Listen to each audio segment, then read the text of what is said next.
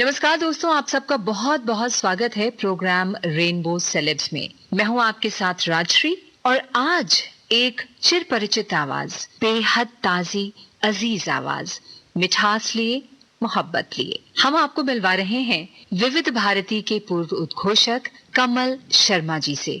कमल जी, आपका स्टूडियो में बहुत बहुत स्वागत है। राशि जी नमस्कार, बहुत बहुत धन्यवाद। और इस वक्त जितने भी लोग हमें सुन रहे हैं उनको भी मेरा बहुत बहुत नमस्कार, प्यार। ये स्टूडियो, ये साउंड प्रूफ दीवारें, ये माइक्रोफोन, ये टेबल, सब कुछ से आप बहुत परिचित हैं। बहुत लंबा समय यहाँ बीता है ना? और लोगों ने बहुत प्यार दिया है आपको, इसलिए कि आपके कार्यक्रम लोगों को बहुत पसंद आते रहे हैं और आपके प्रेजेंटेशन, आपकी आवाज, आपका सब कुछ मुझे पता है। तो बस ये सफर हम यहाँ से शुरू करते हैं। वो जगह जहाँ आपकी पैदाइश है, रायपुर, छत्तीसगढ़। पैदाइश तो नहीं, लेकिन हाँ पढ़ाई लिखाई जरूर हुई। मेरे पिताजी की नौकरी कुछ ऐसी थी जैसे खाना बदोश होते हैं वैसे ही, कभी इस शहर उस शहर, सरकारी नौकरी में थे। सरकारी नौकरी में थे। तो पैदाइश तो मेरी पंजाब की है, मतलब भाषा से अगर मातृभाषा कहें तो पंजाबी है, लेकिन वो रंग कभी बहुत ज्यादा चढ़ नहीं पाया। हिंदी का और हिंदुस्तानी हम अपने आप को कहने में ज्यादा वो उद्घोषक होना था ना, कहीं का भी रंग नहीं चढ़ सकता। ये बात सही है। और फिर पढ़ाई लिखाई रायपुर में हुई, लेकिन बचपन बड़ा ही रोमांचक। जंगलों में काफी रहे हम लोग। जंगलों में कैसे? पिताजी की नौकरी ऐसी थी, वो यूनिट कहलाती थी। एक यूनिट, उसमें करीब समझ लीजिए कि 500 लोगों का परिवार, 500 लोगों की फैमिली, और वो हम लोग टेंटों में रहे हैं क्योंकि जंगल में घर मिलते नहीं थे। तो वो फॉरेस्ट सर्विस में थे क्या? उनके डिपार्टमेंट का नाम था रिक्लेमेशन रिहैबिलिटेशन ऑर्गेनाइजेशन, जिसको बाद में गवर्नमेंट ने डिसॉल्व कर दिया। तो इसमें जो रेफ्यूजी आते थे उनके लिए जमीन, जंगलों को साफ करना, फिर जमीनें जो हैं उनको समतल करके वहां उनके लिए खेत उनको देते थी गवर्नमेंट। लेकिन मैं ये कहूंगा कि बाद में मुझे ये लगा, और मैंने अपने फादर से भी कहा, कि जितनी जंगलों की हत्या आपके डिपार्टमेंट ने की है शायद किसी ने नहीं की। क्योंकि लगभग इस बिल्डिंग में इसकी छत की ऊंचाई जितना जो है, हम जिस स्टूडियो में बैठे हैं इसकी ऊंचाई के बराबर एक लोहे का पूरा गोला, और समझ लीजिए कि जिसकी एक कड़ी 40 किलो के आसपास, और ऐसी एक लंबी कड़ी हो, उसके बीच में गोला, और वो पूरे जंगल को धराशायी करता चला जा रहा है। तो पेड़ कैसे गिर रहे हैं, कैसे मर रहे हैं, ये मैंने देखा। और जब आपको इसकी तमीज आती कि जंगल और पेड़ आपकी जिंदगी में कितनी अहमियत रखते हैं, कितने जरूरी हैं, तब मुझे लगता है कि उस डिपार्टमेंट ने कितना बड़ा क्राइम किया है। लेकिन शायद उस वक्त की ये जरूरत रही होगी। जी, ये भी है, बताना था लोगों को, ये बात भी है ना? चलिए, आपने कहीं बताया कि आपके घर में शेर आ गए थे। ये वहीं एक जगह है मलकानगिरी, तो उड़ीसा में एक जगह है ये, और वहीं पर ये 2-3 बार हुआ। तो एक बार तो ऐसा हुआ कि हमारे पिताजी थे, वहाँ की जो कोऑपरेटिव कैंटीन थी उसका हिसाब किताब देखते थे, और वो हिसाब कर रहे हैं। मैं और छोटा भाई जो है वो एक तख्तपोश लगा होता था, उस पे सोए हुए हैं, और वहां से शेर घुसा है। तो वहां दूध नहीं मिलता था, तो सब बकरियां पालते थे, तो बकरी के बच्चों पर शायद उसकी निगाह रही होगी, और वो जब आया उसके बाद में उछला तो तख्त पलट गया। तो हम लोग उसके नीचे, तो हमारे फादर बड़े परेशान और लगे चिल्लाने, तो उनको लगा कि बच्चों को उठा के ले गया है। तो ये, और जिस स्कूल में हम जाते थे और रोज अक्सर वहां के उसके फर्श पर खून के निशान हों और पंजों के निशान बने हुए हैं, तब तो बड़ा बिल्कुल ऐसा कुछ लगता नहीं था, क्योंकि हम स्कूल भी जंगल के रास्तों से होके जाते थे। हमारे बस्तों में वो जामुन, वो इमली और आंवला भरा होता था। और बाद में बड़े हुए तो फिर उसके बाद में, तो इसका मतलब है कि आपने जो शेर देखा था जी, तो आपने उसको आत्मसात किया, अपने भीतर बसाया, और उसके बाद जब आप बड़े हुए तो शेर व शायरी का शौक हुआ, और अपनी शेर व शायरी से आप लोगों को धराशायी कर देते, है ना, अपने अंदाज में। ये कितना हुआ ये तो हम नहीं जानते, लेकिन हाँ इसकी तरफ रुझान तो था। रुझान कैसे हुआ? देखिए, मेरी माँ जो थी वो विदुषी थी, बहुत पढ़ी लिखी थी। उन्हें एक अखबार निकलता था यहीं से, उसमें उनके आर्टिकल आते थे, और फिर उनके पत्र लगातार प्रसारित होते थे। तो बोलने के संस्कार मैं समझता हूँ कि माँ से मिले। और फिर थिएटर ज्वाइन किया, और उसके बाद में फिर कविताएं शुरू में जितने भी हम लोग होते हैं तो बड़ा शौक होता है। हमने भी कविताएं लिखी और वो संयोग से दिनमान के मुख पृष्ठ पर छपी, बहुत सारी पत्रिकाओं में छपी, मित्रों ने सराहा। फिर हमारे यहाँ रायपुर में एक आयोजन हम लोग हमेशा करते रहे, पोस्टर कविता का, तो अपने कविताएं बना करके उनके पोस्टर लगाया करते थे। तो उसके जरिए फिर ये हुआ। तो फिर जब मैं थिएटर आया तो थिएटर ने दिमाग की बहुत सारी खिड़कियां खोली।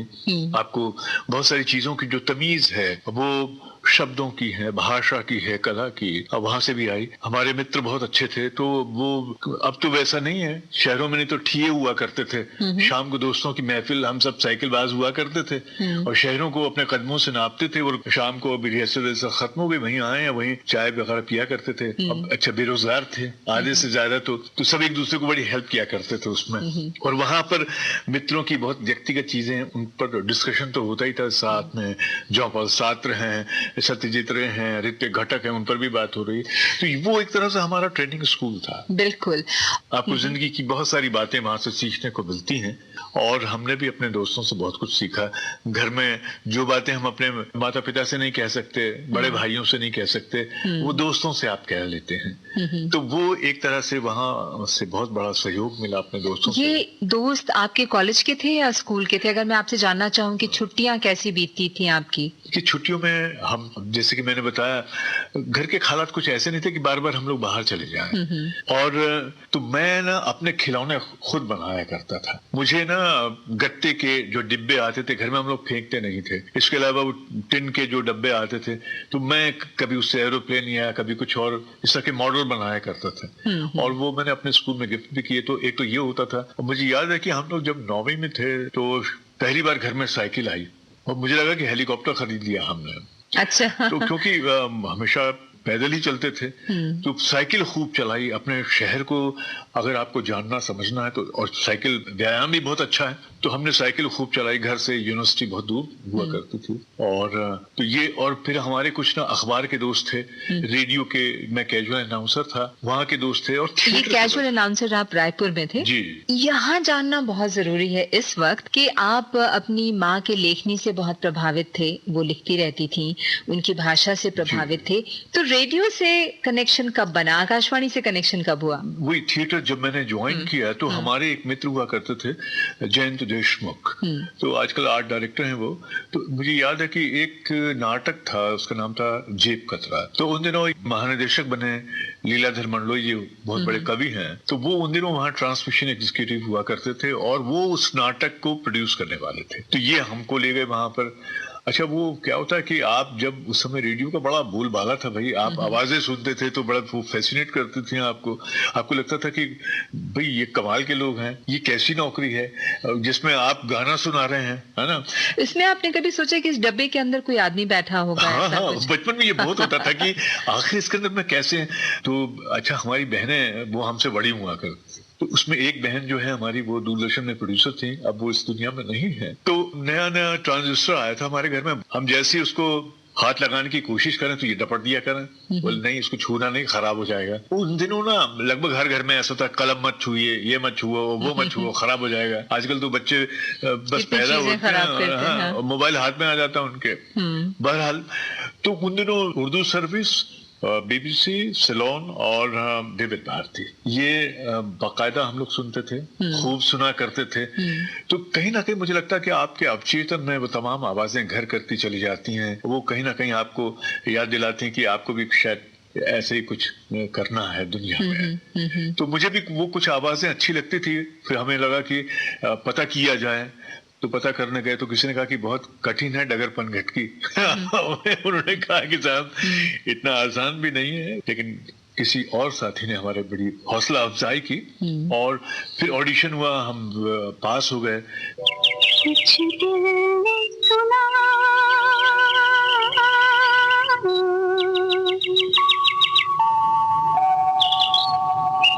कुछ भी नहीं, ऐसी भी बातें होती हैं, ऐसी भी बातें होती हैं, कुछ दिल ने कहा,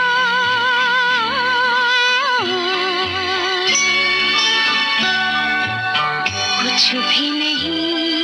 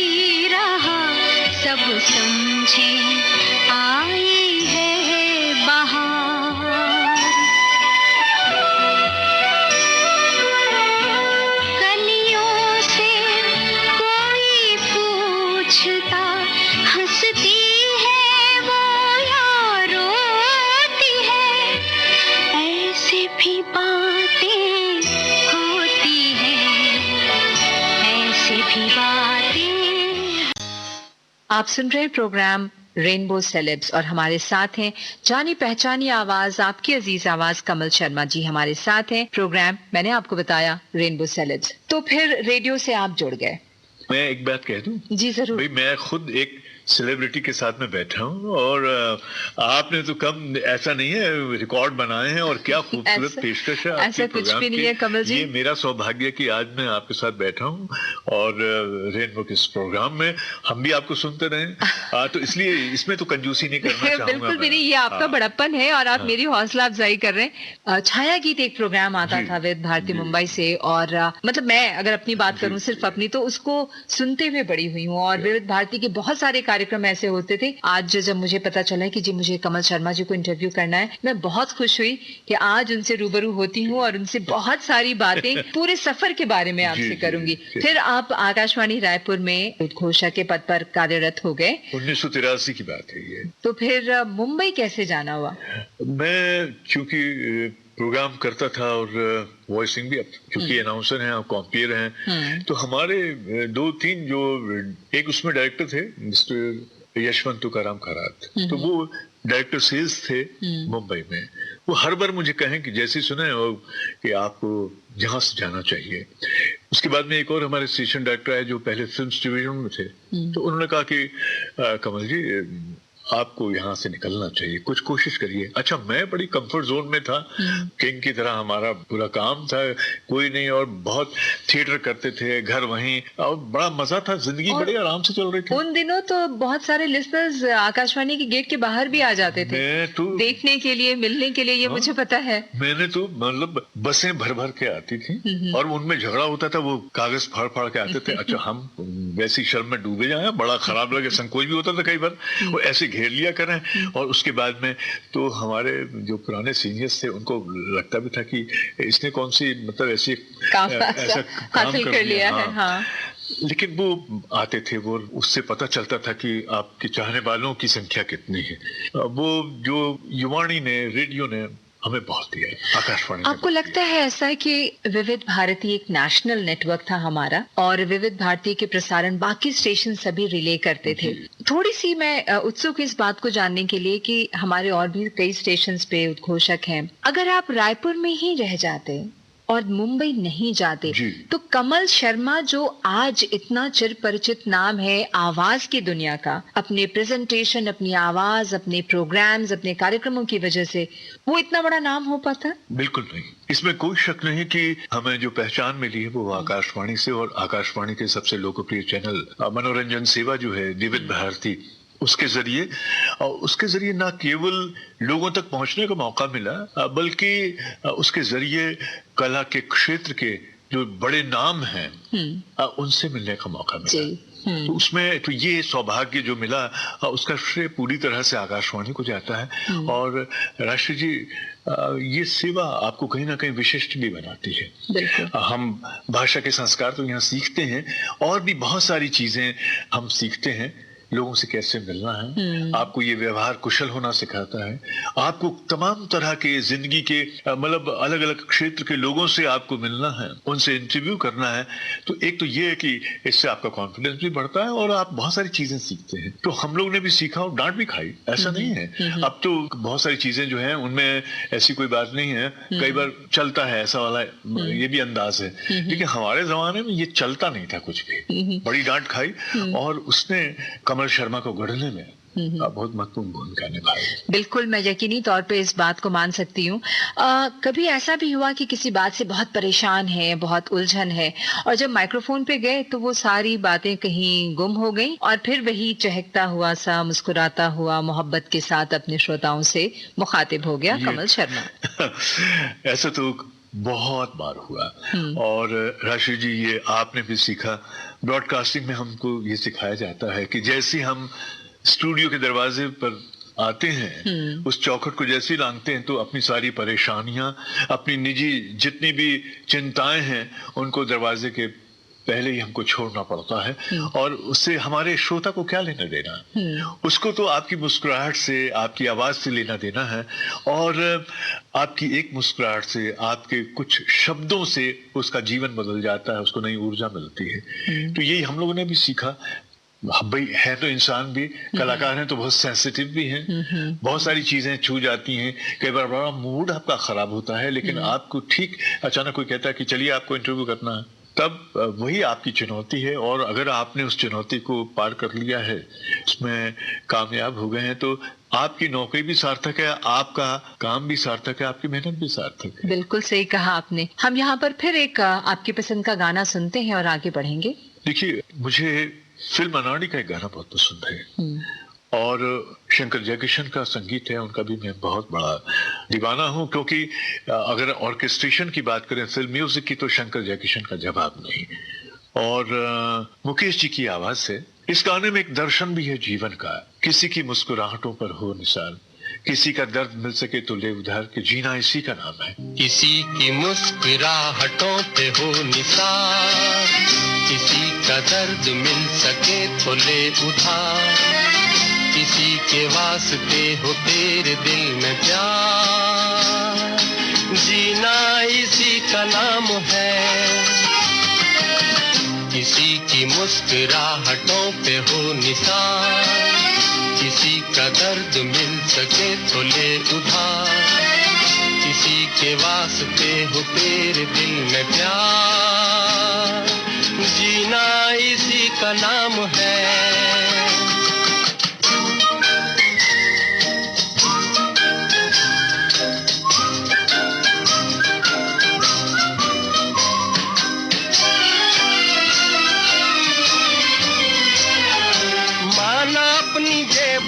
फकीर है, फिर भी यारो दिल के हम अमीर हैं। माना अपनी जेब से फकीर है, फिर भी यारो दिल के हम अमीर हैं। मिटे जो प्यार के लिए वो जिंदगी, जले बहार के लिए वो जिंदगी, किसी को हो ना हो हमें तो एतबार, जीना इसी का नाम है।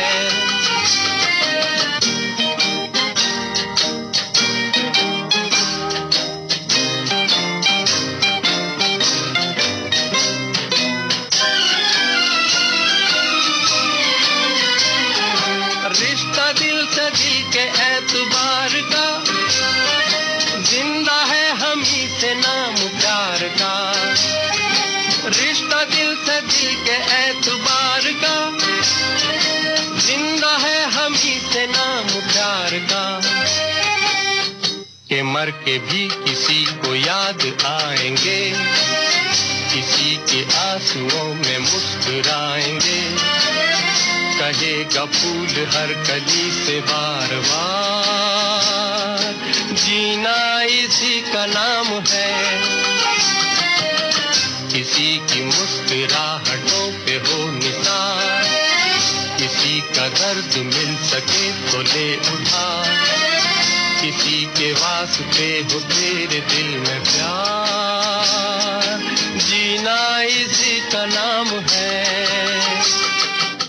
अपने कार्यक्रमों के दौरान आप बहुत सारे सेलेब्स से मिले होंगे, जो हमारे प्रोग्राम का नाम है रेनबो सेलेब्स। तो मैं चाहूंगी कि अपने उन अनुभवों को आप हमारे साथ साझा करें। किनसे कब कैसे बात करने का मौका मिला, आपने कैसी तैयारी की, क्या आपको थोड़ी भी हिचकिचाहट हुई कोई ऐसे प्रश्न उनसे पूछने में, और अगर आपने पूछा तो उनका उत्तर कैसा था? ये सब कुछ से जरूर आप गुजरे हैं और वो ही हम आपसे सुनना चाहते हैं।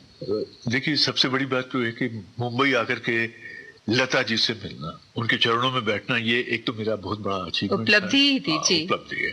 आशा जी से बात करने का मौका मिला, और इसके अलावा जो है B.R. चोपड़ा साहब, वहीदा रहमान हैं, धर्मेंद्र हैं, माधुरी दीक्षित हैं, और बहुत लक्ष्मीकांत प्यारेलाल के प्यारेलाल जी, O.P. नैयर साहब हैं, नौशाद जी हैं, सरदार मलिक हैं। ये तो इसका क्रेडिट तो विविध भारती को जाता है। ये जरूर है कि जब मैं गुलजार साहब का इंटरव्यू करने गया तो उनकी पर्सनैलिटी नहीं, पर्सनैलिटा है वो तो उनके सामने जब हम गए तो बड़ा वो, क्योंकि बड़े धीर गंभीर, क्या खूबसूरत आवाज है और क्या लिखते हैं, अंदर ही अंदर एक रोमांच भी हो रहा था कि मैं ऐसी शख्सियत को आज इंटरव्यू करने जा रहा हूँ, और डर भी था कि कहीं बेअदबी ना हो जाए, कुछ गलत ना हो जाए। लेकिन उन्होंने इतना एटीज कर दिया, बड़े खुश मिजाज लगे वो तो, और बड़े अच्छे से वो इंटरव्यू हो गया। फिर मुझे याद है कि वहीदा जी एक बार बैठी और उनको परेशानी थी, तो मैंने कहा आप आई अपनी मर्जी से, जाएंगी हमारी मर्जी से। हम तो लड़िया भी लेते थे और उस लड़ियाने में कई बार बहुत अच्छी चीजें मिल जाती थी अधिकार समझ करके, और वो भी बड़ा कोऑपरेट करते थे। और ओपी नैयर साहब का तो मुझे याद है वो हमको बेटे की तरह मानते थे। और मुझे याद है कि विजेता पंडित, उन्होंने कहा कि कमल जी मैं आपका छाया गीत सुनती हूँ, और एक बार उन्होंने कहा कि कौन से दिन आएगा, तो शायद चेंज हो गया था, तो उन्होंने कहा कि मैं आपसे लड़ूंगी। आपने मुझे बताया नहीं कि आपका ये छाया गीत का दिन बदल गया है। और फिर सुलक्षणा पंडित जी, उन्होंने मेरा हाथ पकड़ा, मुझे कहा कि कमल जी मैं आपको बता नहीं सकती क्या एहसास है, हम लोग रेडियो खूब सुनते हैं, और हमारे जैसे फिल्म कलाकारों को रेडियो ने शोहरत की ऊंचाइयों पर भी पहुंचाने में बहुत बड़ा काम किया है। तो ऐसे कई लोग इस तरह की रिएक्शन देते थे। और कभी किसी से आपने इंटरव्यू किया और उन्होंने कहा कि नहीं देखो ये पोर्शन को एडिट कर देना और इसको मत एयर होने देना, ऐसा कभी हुआ? हाँ, आपके साथ? खयाम साहब और ये अपने सरदार मलिक साहब, देखिए तो आपने क्या उसको एडिट कर दिया था उनके कहने पे? मैंने एडिट किया उसको, और उसका कारण है कि वो आप पर कोई विश्वास करके आपको एक जानकारी देता है, और कई बार कोई जानकारी ऐसी होती है कि उससे किसी दूसरे को चोट पहुंच सकती है। तो मुझे लगता है कि इसमें कोई बुराई नहीं है, और हम लोगों ने तो हमेशा रेडियो में यही सीखा है कि इस तरह की चीजों का, मर्यादा का हमको बड़ा ध्यान में रखना। लेकिन एक बात तो है कि जब आप बातचीत कर रहे होंगे उनसे, तो आपने उनको इतना कंफर्टेबल कर दिया होगा कि वो भी बिल्कुल बगैर किसी, जिससे कहते हैं कि रिलक्टेंस की, उन्होंने अपनी सारी बातें आपके साथ तो जैसे आपने मुझे कर दिया है ऐसे ही तो है। तो ये हुनर आप में भी है। उसका कारण ये कि मैं मानता हूँ कि इन सब लोगों ने हमारी जिंदगी में इतनी खुशियां बांटी हैं, इतनी खुशियां दी हैं, तो मुझे लगता है कि इनको दुलार की जरूरत है, इनको भी पैम्परिंग की जरूरत है। और हम अपने आर्टिस्ट को इतना पैम्पर कर देते हैं, मुझे लगता है कि वो आए, उन्होंने हम मेहरबानी की। तो जब आप बहुत उनको एट ईज कर देते हैं तो वो भी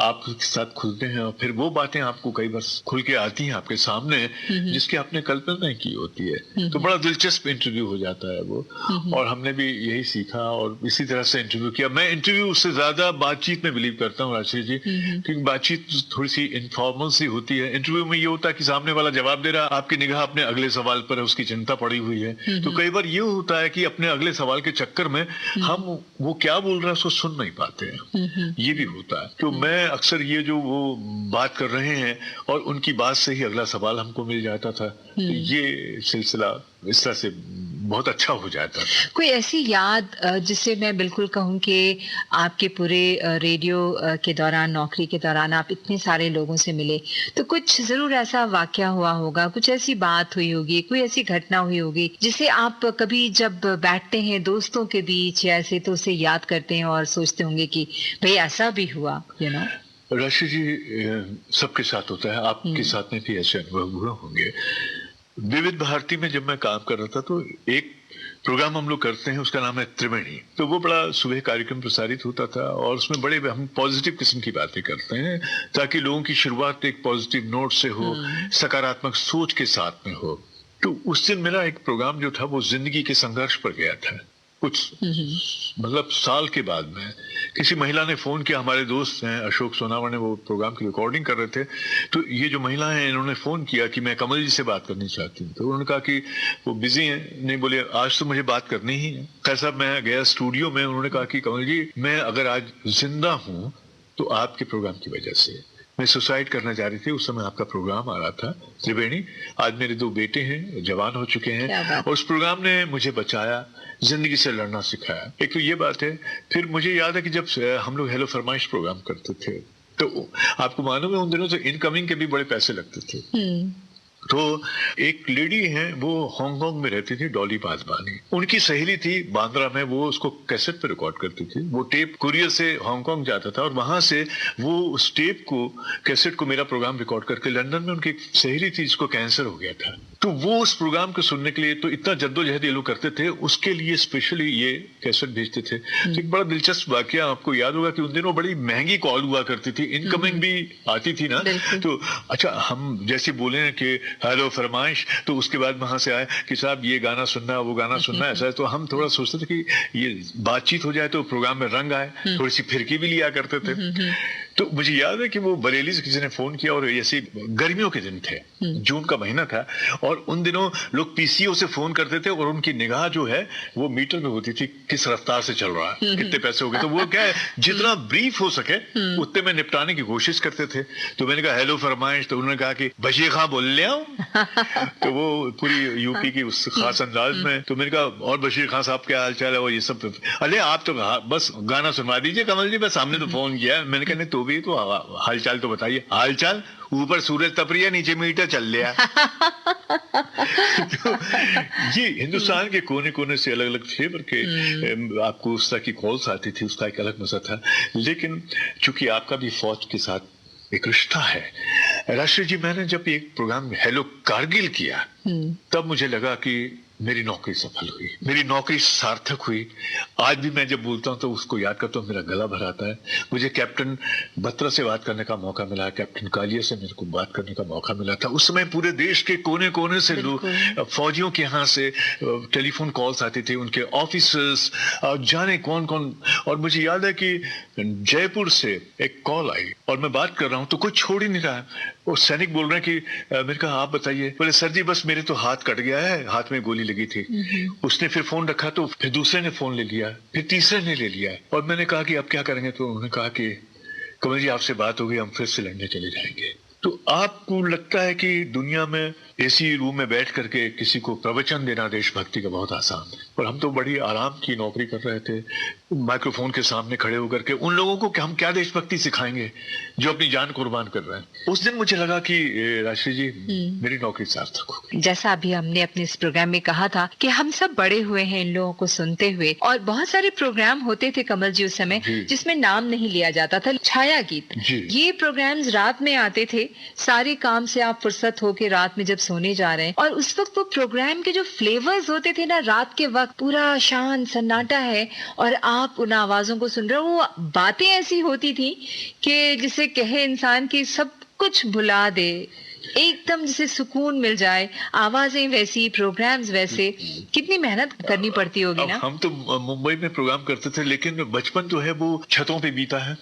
गर्मियों के समय बिस्तर लगा दिए जाते थे और वैसे में ना चांद को निहारते हुए, तारों को निहारते हुए, तो वो जो तारों भरी रात जो है, या कहीं आप सोचिए कि कई बार मैं ओबी पे गया हूँ, जंगल के बीच से हमारी गाड़ी गुजर रही है, सन्नाटा है, तो वो सारी चीजें जब मैं लिखता था ना, तो वो मेरे ज़हन के सामने से मुझे याद आने लगती थी, नजरों के सामने से वो चीजें आने लगती थी, और वो कहीं ना कहीं अपने आप गाने के बोल, माहौल, पूरा एम्बियंस ऐसा होता था कि वो अपने आप ना वो शब्द आपकी कलम से उतरने लगते थे कागज पे। तो चूंकि स्क्रिप्ट भी हम ही को लिखनी पड़ती थी, तो मैं पहले गाने छाट लिया करता था, फिर उसके बाद में कोशिश करता था कि उन गानों के साथ में न्याय हो, कमेंट्री ऐसी हो। एक ही था, देखिए कि मुझे लगता था कि आप अगर अमृत बांटे तो फिर छक्के इसको इतना तृप्त कर दीजिए, उसको लगे कि मैंने आज कुछ सुना है। हमारे लिए तो नौकरी भी इबादत थी, हम छाया गीत भी करते थे, तो मतलब पूरी शिद्दत के साथ लगे हैं एकदम के ये भी जाए तो हर प्रोग्राम माइलस्टोन हो। और मैं आपको एक चीज और बता रहा हूँ राष्ट्रीय जी, कि हमेशा जब भी माइक्रोफोन के सामने बैठते थे नर्वस रहते थे। अच्छा। हमेशा कि कहीं गलती ना हो जाए, और मुझे लगता है कि नर्वस होना अच्छी बात है, जो आपको ना सजग रखता है ना। वरना क्या होता है, आदमी ओवर कॉन्फिडेंस का शिकार होता है, और रेडियो हमको हमेशा सजग होना सिखाता है। बिल्कुल सही कहा आपने कि रेडियो हमें सजग होना सिखाता है। वॉइसिंग, डिक्शन, मॉड्यूलेशन, स्क्रिप्टिंग, इन सब पर बहुत काम किया होगा। जो हमें इस वक्त सुन रहे हैं और जो इस फील्ड में आना चाहते हैं, इतने सुप्रसिद्ध उद्घोषक होने के नाते, इतने चाहे जाने वाले उद्घोषक होने के नाते, आप उनको क्या सजेस्ट करेंगे? क्योंकि आज का जो वक्त है बहुत बदल गया है। इस वक्त हमारा एक रेडियो होता था, बहुत सारे चैनल्स हो गए, जहां पर मैं अगर कहूँ ये बात जो सच है कि बहुत सी बातों पे ध्यान नहीं दिया जाता। आप भी अगर बाकी स्टेशन सुनते होंगे, तो आपको क्या लगता है कि उनको क्या करना चाहिए, उनका फोकस क्या होना चाहिए? देखिए, अगर तो रेडियो की फील्ड में आना चाहते हैं तो सबसे पहले तो आवाज पर उनका नियंत्रण होना चाहिए। अमूमन जिंदगी में हम जब बोलते हैं तो व्याकरण की अशुद्धियां होती हैं, फंबल करते हैं, हकला जाते हैं, रिपीट करते हैं। लेकिन माइक्रोफोन के सामने अगर आप आ रहे हैं, अगर आप एक बहुत अच्छे नैरेटर बनना चाहते हैं, डॉक्यूमेंट्रीज में वॉइस देना चाहते हैं, अगर आप वॉइस ओवर करना चाहते हैं जिंगल्स वगैरह में या प्रोमोज में, वॉइस एक्टर बनना चाहते हैं, डबिंग करना चाहते हैं, तो आपको अपनी आवाज को साधना पड़ेगा।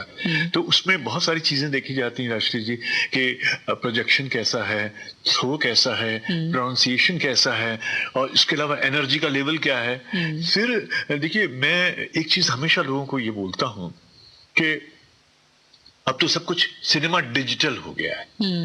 एक जमाने में आप सेल्यूलॉइड नेगेटिव होता था, उसके पीछे से लाइट पड़ती थी और जो नेगेटिव पे है वही आप स्क्रीन पे देख रहे हैं। तो मेरा यह मानना कि आपकी आवाज जो है लाइट है और जो स्क्रिप्ट है वो नेगेटिव है। आप अपनी आवाज की लाइट जैसी डालेंगे तो जो मूड है वैसे ही प्रोजेक्ट होगा। तो ये एक सिद्धांत हम समझ सकते हैं, इससे और आसानी होगी, क्योंकि हमारे यहाँ 9 रसों की बात की गई है। आप भक्ति रस की बात करुण रस में नहीं कर सकते, करुण रस की बात वीर रस में नहीं कर सकते। तो रसों का आपको मालूम होना चाहिए, उनके बारे में उसका ज्ञान होना चाहिए। आपका टेक्स्ट क्या है, फिर मौका और दस्तूर क्या है। आप जैसे मैं तो ये देखता हूँ कि प्राइवेट जो एफएम की हम बात करें तो बहुत लाउड है, जरूर से ज्यादा लाउड है।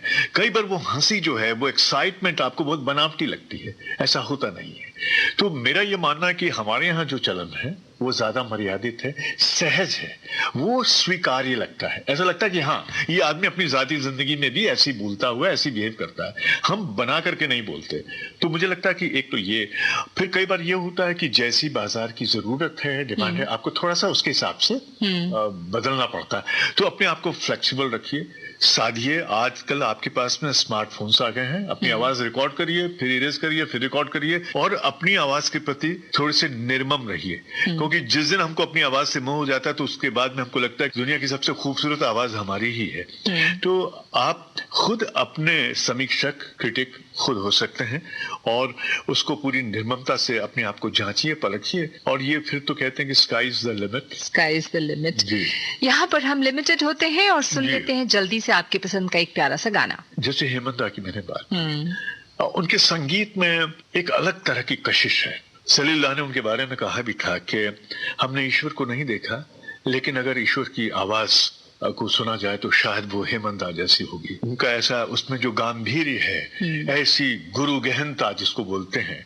लेकिन वो उतने ही बेहतरीन संगीतकार थे। उन्होंने फिल्मों का निर्माण किया, रविंद्र संगीत अद्भुत गाया। एक फिल्म है खामोशी, और जिसमें गुलजार साहब ने गाने लिखे हैं। हेमंत की आवाज में एक गाना है, तुम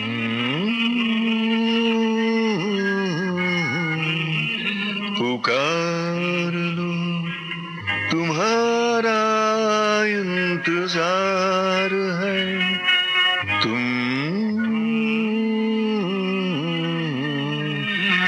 पुकार लो, तुम्हारा इंतजार है, तुम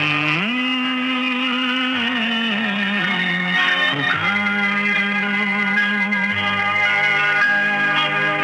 ख्वाब चुन रही है रात, बेकरार है,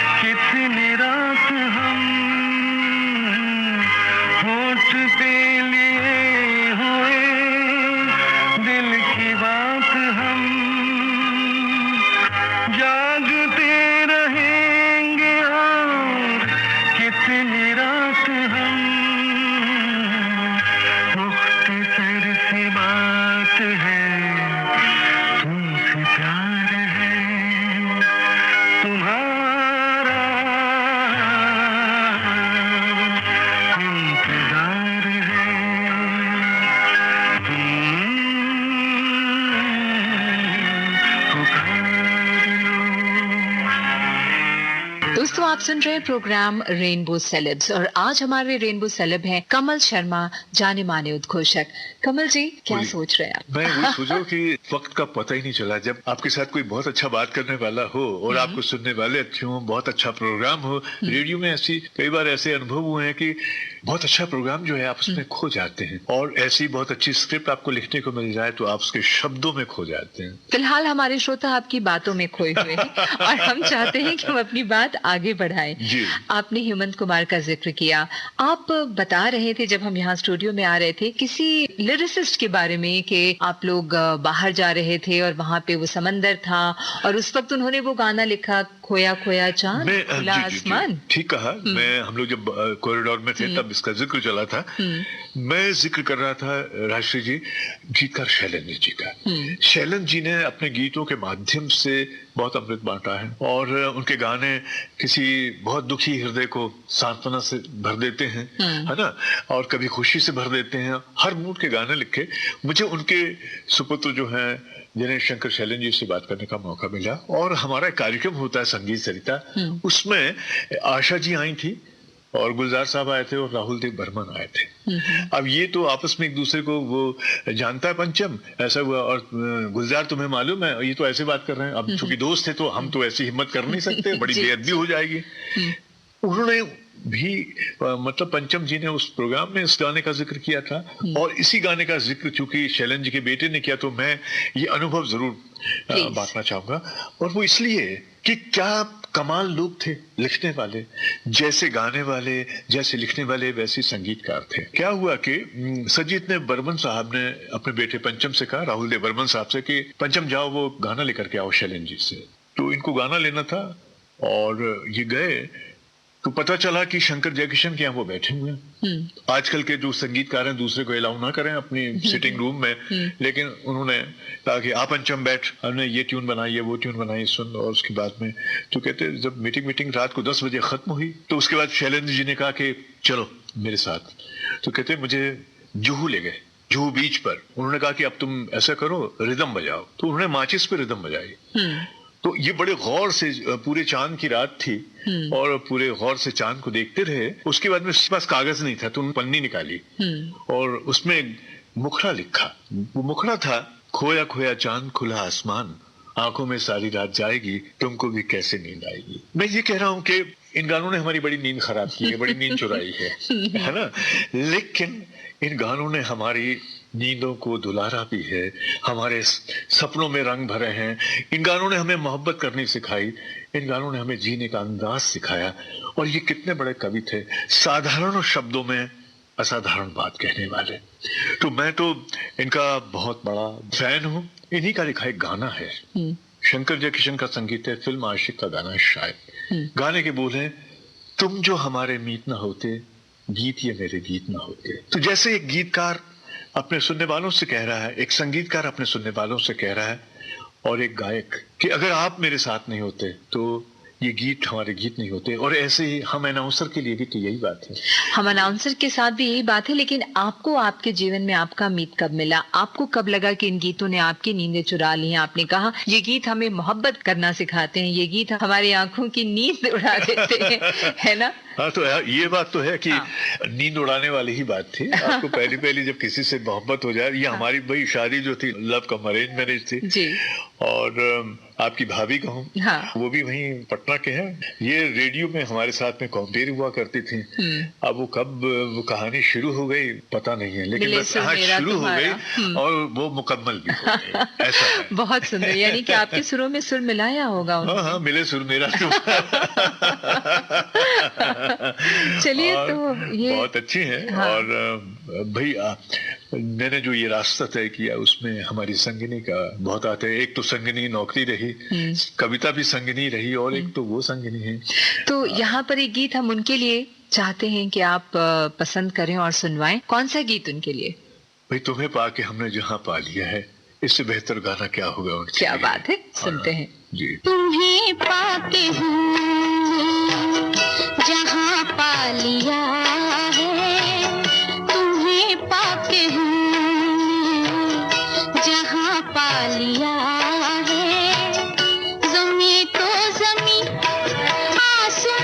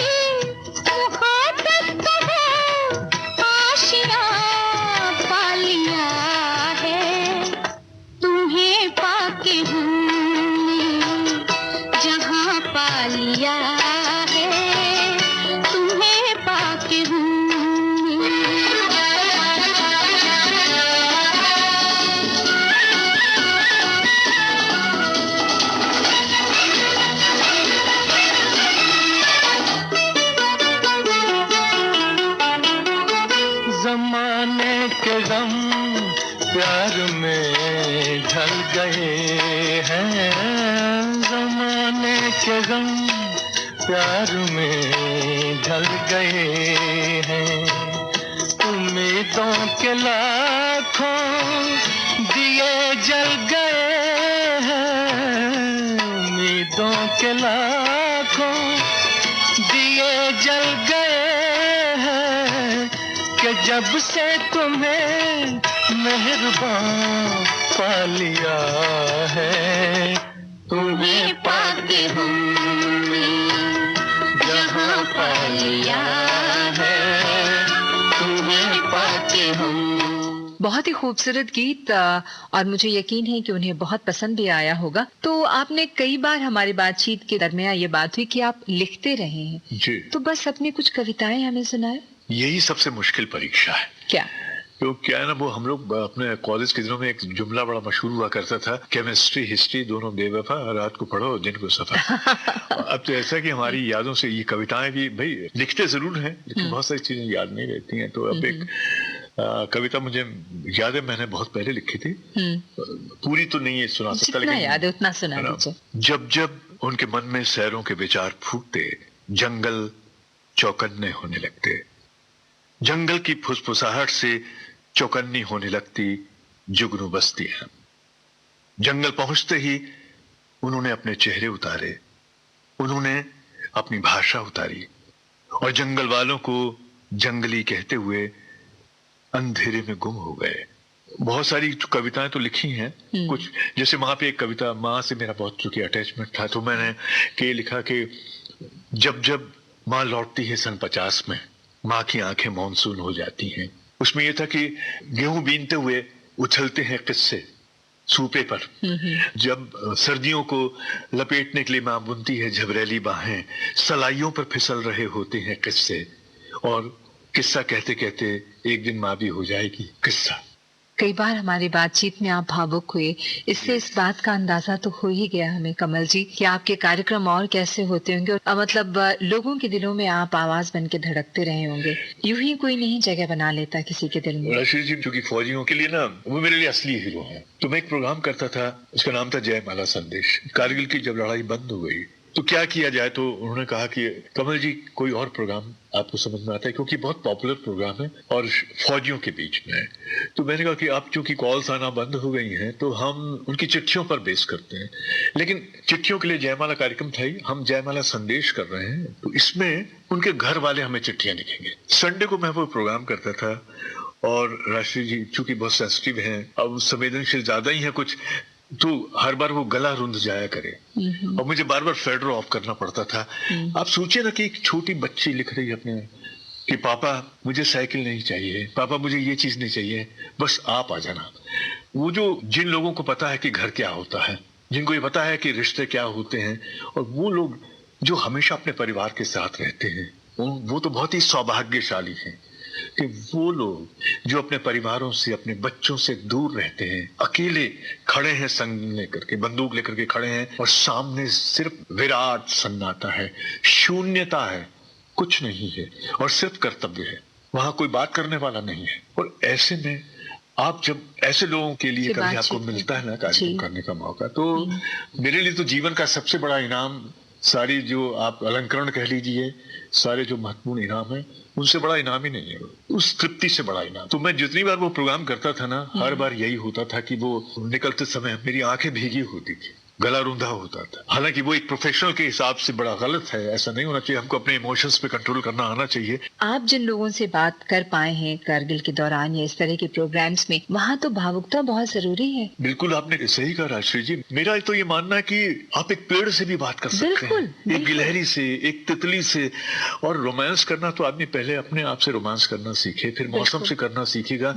वो तमाम लोग जो बोलते नहीं है, अगर हम उनकी आवाज सुन लेते हैं, उस खामोशी की आवाज सुन लेते हैं, तो फिर तो और आपको हम इंसानियत के करीब हैं। हाँ, सही बात है। बिल्कुल। अपने आप को कितना संतुष्ट पाते हैं आप, इतने लंबे वर्ष जो आपने अपनी नौकरी में बिताए, और आज भी लोग कमल शर्मा को याद करते हैं। मुझे लगा कि देखिए ये तो बहुत बड़ा इनाम है। ऐसा लगा कि कुछ शायद अच्छा किया है जिसका परिणाम आशीर्वाद के रूप में, स्नेह के रूप में हमें मिला है। लेकिन ये जरूर है कि अगर आप मुझे कहेंगे कि मुझे दोबारा अगर कोई कहे कि क्या करना चाहोगे, तो मैं यही काम करना चाहूंगा, फिर से उन्हीं तमाम सुनने वालों से, क्योंकि ये जो स्टूडियो के फेडर्स हैं, ये माइक्रोफोन है, इसके साथ में आपका एक रिश्ता बन जाता है। स्टूडियो की एक अलग तरह की खुशबू है। जितने भी कलाकार आते हैं कहते हैं आकाशवाणी के हर स्टूडियो की एक खास खुशबू है, पॉलिश की स्मेल आती है।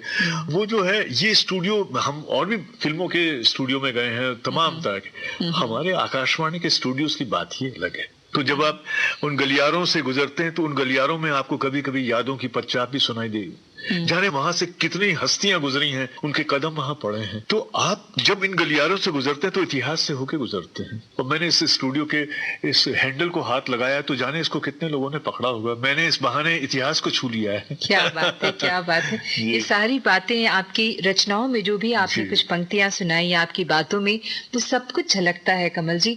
मुझे आपसे मिलके पर्सनली और बात करके ऐसा लगा, समझ में आ गया कि क्यों लोग आपको चाहते हैं इतना। आप दिलों को छूते हैं, पता है।